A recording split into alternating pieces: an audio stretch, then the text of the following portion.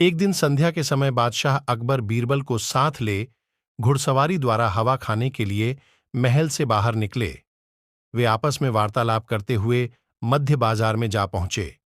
वहां सब प्रकार की वस्तुएं बिक रही थीं, परंतु इन्हें क्या प्रयोजन जो कहीं उतरकर कुछ सौदा खरीदते। इसी बीच अकबर की दृष्टि एक वृद्धा स्त्री पर पड़ी। उसके हाथ में पुरानी म्यान से ढकी हुई एक तलवार लटक रही थी। उसकी तलवार देखते ही बादशाह के जी में आया कि अक्सर पुराने लोगों के पास अच्छी वस्तुएं निकल आती हैं, इसलिए इस वृद्धा की तलवार को देखना चाहिए। उसने घोड़े की लगाम को बुढ़िया की तरफ मोड़ दिया।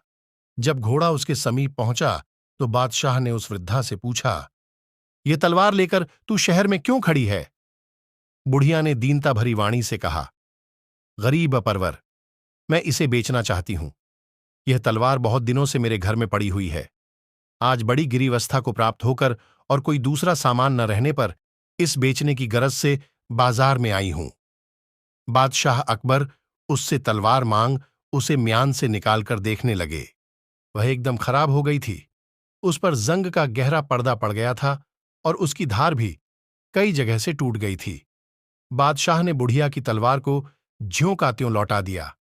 वह उसको हाथ में लेकर बड़े गौर से देखने लगी। ऐसा मालूम होता था मानो उसकी तलवार बदल गई हो। इसको ऐसी भौचक सी हुई देखकर बादशाह ने पूछा, क्या बात है?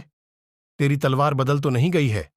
वह वृद्धा बोली, पृथ्वीनाथ, मैंने सुना था कि पारस के स्पर्श से लोहा सोना हो जाता है, परंतु यह हमारी लोहे की तलवार आपके पारस हाथों के स्पर्श से सोने की क्यों नहीं हुई?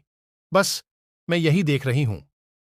बादशाह अकबर वृद्धा के इस उत्तर से गदगद हो गए और उसको तलवार के बराबर सोना देने की आज्ञा दी।